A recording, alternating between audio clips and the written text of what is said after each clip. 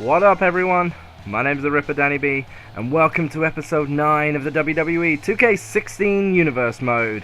And we're on WWE Legends. And we're kicking off with a one-on-one match. A lot of guys trying to get some footing in as we go forward.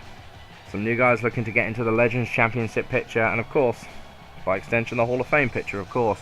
Tonight, of course, as you can see, carrying the red, white, and blue, baby, it's Sergeant Slaughter.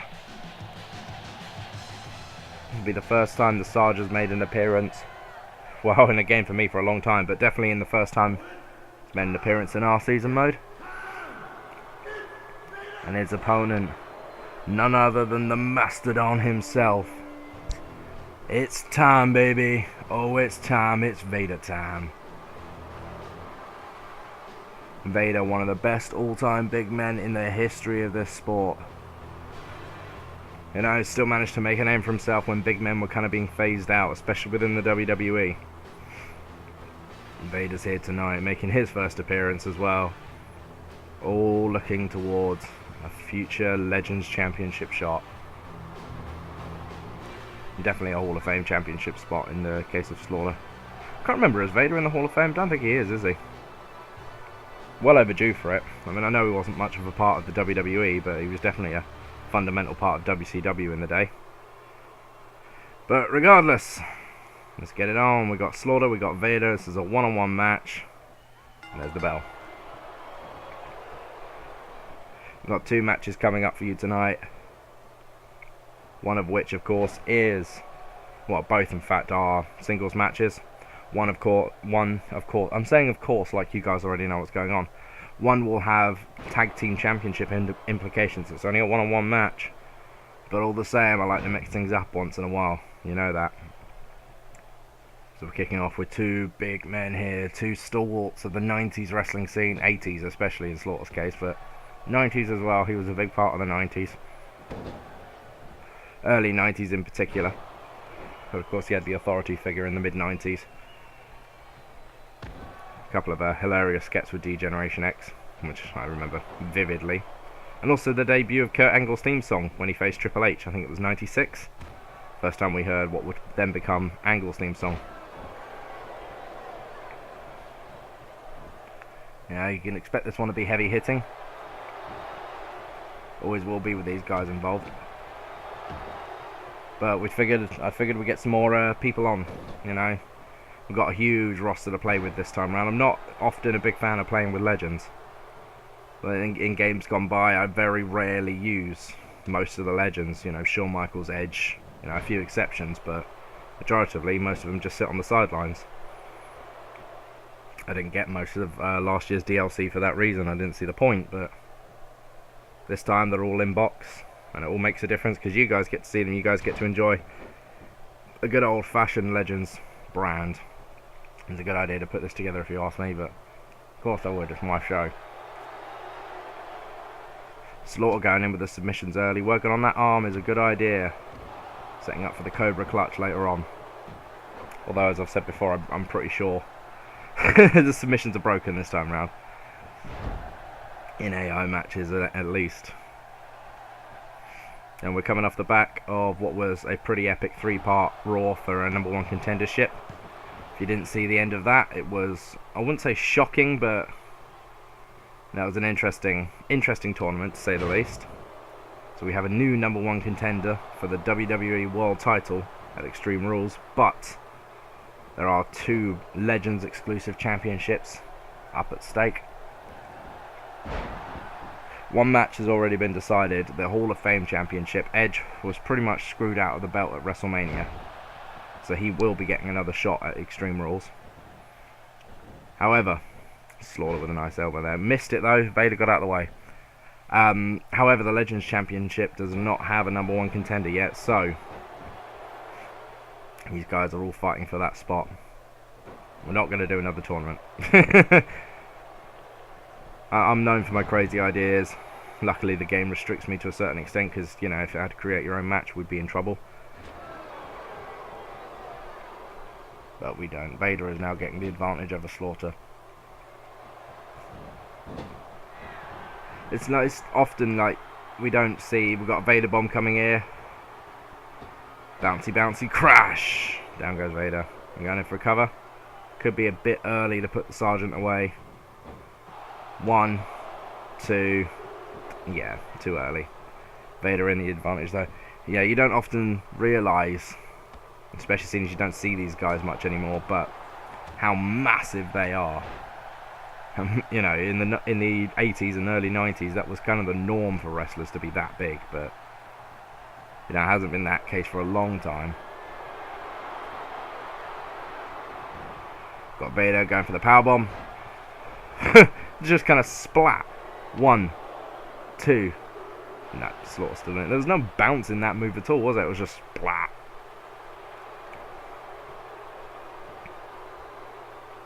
Vader certainly has the advantage over the Slaughter. Over Slaughter. I can't talk at all, can I? Over Slaughter tonight. The Sergeant came out with a good flurry at first, but Vader has been completely in control for a while now. I mean, I don't expect it to stay that way. These matches are pretty good going back. Sorry, I just hit the mic. These matches are pretty good at going back and forth, but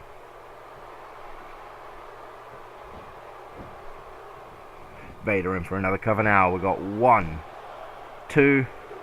Still not enough. But it's going to be creeping ever closer at this point. Nice whack to the face there. Sarge comes back with a couple of jabs though. Good old classic Slaughter there. If you don't know, much about me at this point, which I'm assuming most of you don't, I'm a 90s kid, so I didn't really grow up with these guys. I didn't really start watching till the turn of the millennium. So these guys were, past their prime by then, especially Slaughter. He was done by that point, essentially. Nice over the top knee there by Slaughter. But I'm a historian all the same. I like to go back and I like to watch some old matches. Get a feel for some of these guys. Learned a lot about Slaughter at the 2004 Hall of Fame, so yeah, you kind of get used to it and kind of learn something about them. So forgive me if I don't call out any classic spots or matches, or don't recognise a very classic move from these guys. My guys are definitely, the Attitude Era stars and the Reality Era, the Modern Era, the PG Era, whatever you want to call them. Basically everything from Triple H, Stone Cold, and Undertaker forward. So there we go. We've got 1, 2. Slaughter did come back for a while there, but Vader is in control, and it will be pleases me to say that at this point we've got everything sorted for the main shows. So I know we started the #1 Contenders tournament a bit early. We did it in place of a DPW show. That was because I just didn't have the models ready in time, so I apologise, especially for those of you that have been kind enough to lend me your characters, your models. You'll see some of your stars appear this week on DPW on Friday nights. I'm hoping to make something out of that show. Should be fun. 1, 2, Slaughter. Not quite able to get the win there. Yeah, I'm hoping to make something out of that show for you, especially again those of you that lent me the characters. I'll explain it all when it gets there, but it is ready to go. We're going to have a few, rules and tournament style things put in place, but we'll get to that as time comes on. But for now, Vader going for the second Vader bomb of the match. Could that be enough to put away Sergeant Slaughter? I think it might be this time. 1, 2. Oh, maybe not. Maybe not. The Sarge is still in this one. Vader wiping the sweat from his face. At least he's not having to pop an eye back in, eh? If you've never seen that moment, go Google it, go YouTube it. It doesn't look that bad until you see it up close, but it is creepy and weird and all different kinds of odd things. Vader is just a tough old mofo. Something I'll give about the guys that kind of made their name in early WCW, they were tough. Guys like Cactus and Vader, Sting and Flair, they were really tough mofos. Arn Anderson as well.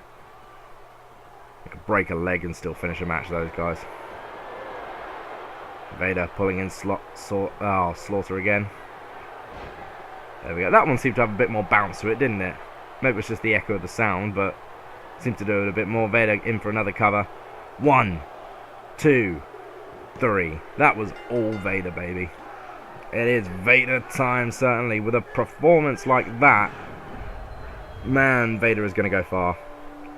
Great performance there by the Mastodon himself, Big Van Vader. That was impressive. It really was. That was the first of the Vader bombs. Slaughter had a few flurries, one in the middle, and he had a good shot in the mid at the beginning as well. But I can't talk properly at all today. This was part of this from Slaughter, but this was where Vader came back into it.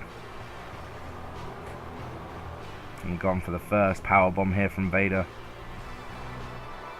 Excellent match, really, on Vader's standpoint, but the Sarge is going to be knocked back a few spots in the rankings here after a loss like this. It was all Vader. There's no two ways about it. It was the second Vader bomb. I thought this might have been over on this one. It wasn't, obviously. Sarge stayed alive, showing some resiliency in this match, but it just wasn't enough, all in all. There's a kick out there from Sergeant Slaughter, but Vader came right back in with this powerbomb. Was a pretty cool match to watch, really. Sting better be watching over his shoulder at this point. And Vader is coming. Big Van Vader is going to be a threat to be reckoned with. Can't see the referee here, but this was the 3 count. There it is. Vader winning your opening contest here tonight. We've got one more match for you, and it should be just as heavy hitting as this one. But the Legends Championship rankings have certainly changed. So there was a bit of a pause there, not quite what happened there. Must have messed up right at the end.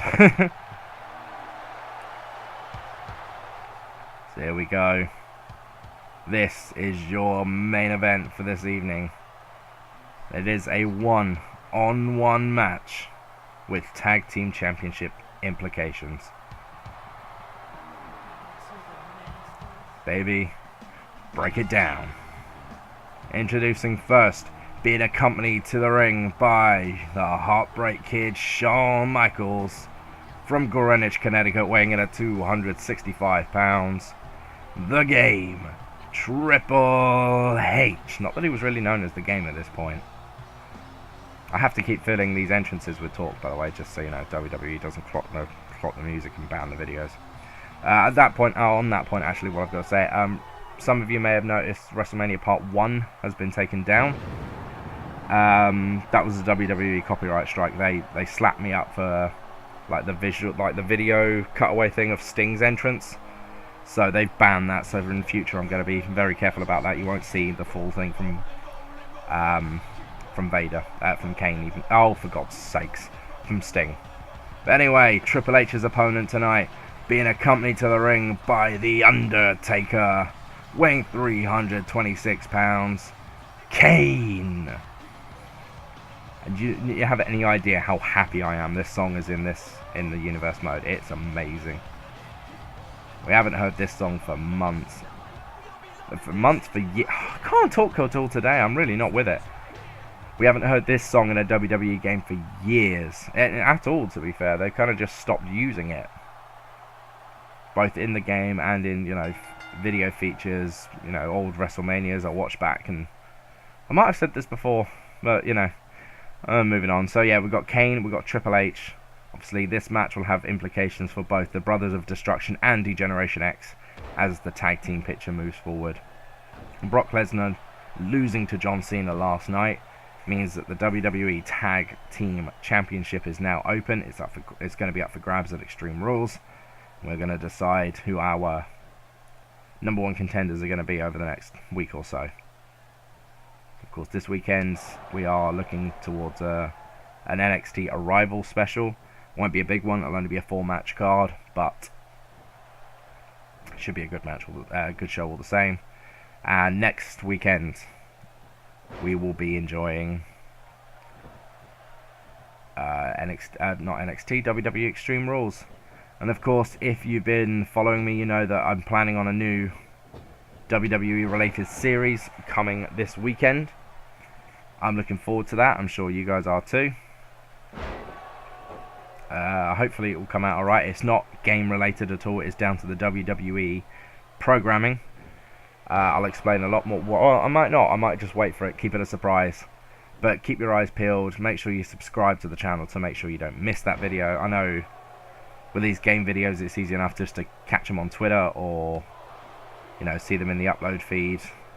You know, if you search my name, which quite a few of you do, by the way. I've looked at my analytics, so thank you for those of you that are searching for me in particular. That gives me a warm feeling in my heart, baby. But yeah, so make sure you subscribe to make sure you don't miss any of the new shows coming up. We've got no fact videos planned for a little while, but I am going to start making those a regular appearance too. It'll probably be the turn of the new year. Might get 1 or 2 new ones up before then, but after the new year we will start scheduling regular fact videos for the guys that are enjoying them too, because they're fairly popular as well. So as it goes. So we're going to give a little something for everyone. WWE is my passion, and that's how I want to portray it to you. I'm not just a gamer at all. If I was just a gamer, I'd have a gaming channel, you know. But this is a WWE channel. So anyway, Kane, Triple H. Been rambling through the first 5 minutes of this match. Kane is definitely in control at this point. It's been fairly back and forth, but Kane has had the majority of the power. I figured not to put in the 2, you know, higher ranked guys at this point, Shawn and Taker. That would be a match for another day as well. That's a bit of a bigger match. Triple H and Kane have got obviously a very storied history themselves. The Intercontinental title popped up between these two. I believe Triple H won it from Kane, or was it the other way around? Yeah, knowledge getting a bit weak there. But yeah, they have a fairly storied history. Obviously, they've both been around 20 years, give or take, so they were bound to cross paths a few times over the years, and they have. Let's not forget the absolute worst storyline in WWE history between these two. Katie Vick. The less said about that, the better, I guess. I mean, if you don't know about that one, then you haven't been a fan very long, have you? That is, I would say go and look it up, but you might not want to. It was rough, man. One of the first storylines I remember, it was rough. But yeah, anyway, back to the match. Kane is still in control of Triple H at this point. Glad we got a few variations of Kane this time around. You know, as Sod's Law goes, as it has been for like the last couple of years in these games, they release a particular model of Kane, either masked or unmasked, and then the other one shows up on TV about the time the game gets released, or not long thereafter. So at least we've got a few variations this time. Of course, Shawn Michaels only has the one model, and he'll only ever appear on Legends. However, Kane, Undertaker and Triple H will all appear on the normal brand as well, and in their current models, so which could be interesting when you look towards the multi-brand championships in the future. Very possible we could see Kane versus Kane or Undertaker. To be fair, we could see that on the Legends, because guys like Stone Cold have 3 or 4 models, so, which, by the way, is ridiculous if you ask me. Stone Cold models really don't change that much between. He just gets a little older. The moveset changes up just a little bit, but it's a bit daft, but there you go. And Triple H is back in control now. He managed to get a good counter on Kane there. Going in for the rest hold, trying to gain some momentum back. And by the way, I don't know if it's me, but Triple H really wasn't that big at this point, was he? He got bigger over the years, but in the early days of DX, he was still fairly slim fellow for, you know, for him. Ridiculous to say he was slim, really, because, well, even compared to Shawn Michaels, he was massive, but yeah, I think they're over-exaggerating Triple H a bit at this point. But then again, they do that, don't they? I mean, for God's sakes, Ric Flair, JBL, Kane, they all come out with, you know, 6-packs on their models, which is ridiculous. Spinebuster by Triple H. He's taken the momentum back here. The crowd is loving it, baby. And what, 2? Didn't expect that to be over just yet. I haven't seen the managers get involved at this point. Maybe they will when things start getting closer to the end. I'm sure Triple H must be thinking about setting up for the pedigree by this point. Wiping the sweat. That's such a common thing to see now if they get a break. And here we go.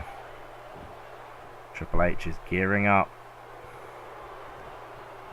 He doesn't go for it though, I'm guessing because he was from behind.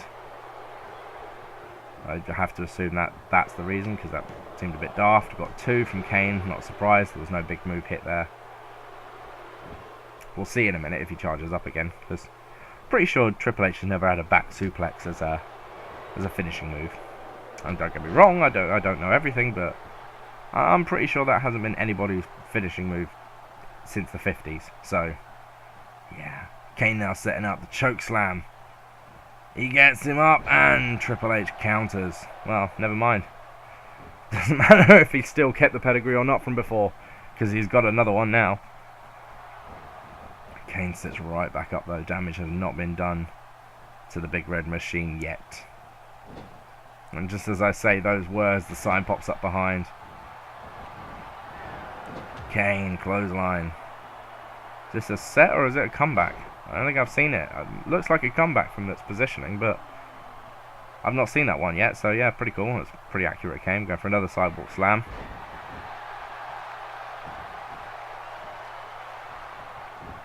And Kane is into the cover now. We've got 1, 2. Triple H kicks out. Close, but no cigar there from the big red monster. It's kind of weird if you look back at it now. Spinebuster by Triple H. But even, you know, standing the test of time, the gear on Kane and Taker is still pretty cool even by today's standards. We've got 1, 2. Kick out by Kane. Like some of the guys, what they used to wear in the 90s, the early 2000s, like you wouldn't even dream of wearing that these days. But their gear is still, you know, stood the test of time, as it were. So we've got pedigree coming from Triple H here. Hooks the leg, arms even, down he goes. If the game can float into the cover and the Undertaker doesn't get involved. Look at him there trying to get some momentum on the side of his big brother. Little big brother. I guess, I don't know. I kind of know what that's like. I've got a little brother who's like 7 inches taller than me. So, Kane! Oh lordy, Triple H, look at this! He's chokeslamming Kane! Oh, damn! Triple H just chokeslammed Kane. 1, 2, 3, and he ended it with it! Oh man, oh man. The chokeslam ends it all. That was impressive, man. Kane got slammed by his own move there and it cost him the entire match. Undertaker didn't get involved. Guessing the managers have been set to not get in the way all the time. Yeah, that was the charged move that ended up in the back suplex. I have to assume you just have to catch him from the front. That sign guy. This camera angle is awful because there's always a sign in the way during the replay. Kane went for the chokeslam and had it countered. And Triple H came back into it. That was the spine buster. This was the beginning of the end for the big red machine. Triple H goes for a cover at this point, but it wasn't enough. He followed up shortly with a pedigree. There was the 2 count there. We're going to see the pedigree now. He followed up with a pedigree. That wasn't enough. So he just decided to throw everything at the hat. Picked up Kane for a chokeslam.